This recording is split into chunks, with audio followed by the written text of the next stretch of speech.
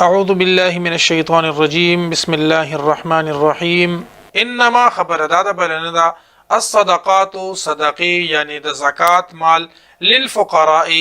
د پاره د فقیرانو دی والمساکین او د مساکینو دی والعاملین علیها او د عاملین چې مقرر دي په دی باندې والمؤلفه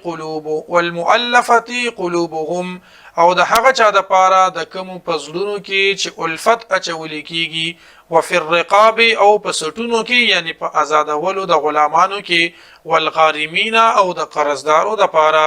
وفي سبيل الله او د الله په لار کې وابن السبيل او د پاره د مسافرو فریضه من الله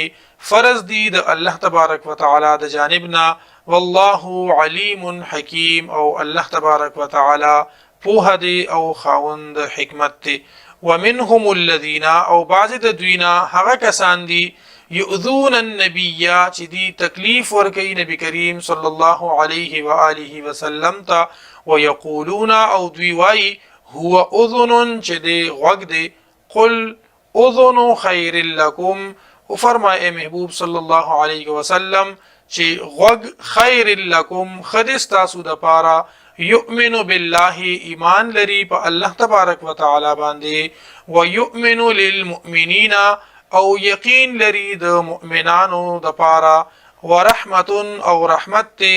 للذین د هغه خلکو د پاره آمنو منکم چې دوی ایمان راوړي دي د تاسو نه والذین او هغه کسان یؤذون رسول الله چې دی تکلیف ورکوي د الله تبارک وتعالى رسول ته لهم اشترد دوی د پاره عذاب علیم عذاب دردناک یحلفون بالله دوی قسمونه خوري په الله تبارک وتعالى لکم استاسو د پاره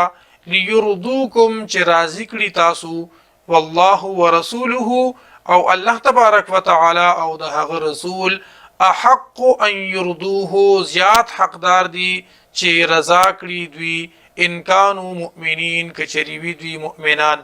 الم يعلموا آیات دوی نه پوهیږي انه چې بشکا هغه من يحادد الله ورسوله سوق چې مخالفت کوي د الله تبارک وتعالى او د رسول ددو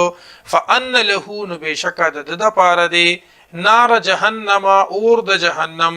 خالدن فيها چې دی به همیشه وي پدې کې ذالک الخزي العظیم دالو یا رسوایی دا يحذر المنافقون يريق منافقان ان تنزل عليهم دا چې نازل شي په دوی باندې سورۃ سورۃ تنبئهم چې اوخی دوی ته خبر ورکې دیتا بما په هغه څه باندې فی قلوبهم چې د دوی په زړونو کې دي قل استهزئوا ورته او فرمایا چې مسخري کوي تاسو خنداګانې کوي تاسو ان الله مخرج بشک الله تبارک وتعالى راخکار کون کې دي روباسون کې دي ما تحذرون د کوم خبرینه چې تاسو یریږئ ولا ان سالتهم او که چرته تپوس او کې د دوینا ليقولن نخامخ او بويدي انما خبرداده بلندا كنا نخوض ونلعب مونږ خټوکي او لوبي کولي قل ورته فرمای اے محبوب صلی الله علیه وسلم بالله و آیاته آیا په الله باندې او د په آیتونو باندې ورسوله او د په پیغمبر باندې کنتم تستهزئون و تاسو ټوکی کوونکی تاسو په دې پورې ټوکی کوي لا تعتذروا عذرنا مړوان دي کوي بهانه مجوړوي قد کفرتم په تحقیق سره کافر شوی تاسو بعد ایمانکم پس د ایمان د تاسو نه ان نعفو کچری معفی وکړو مونږه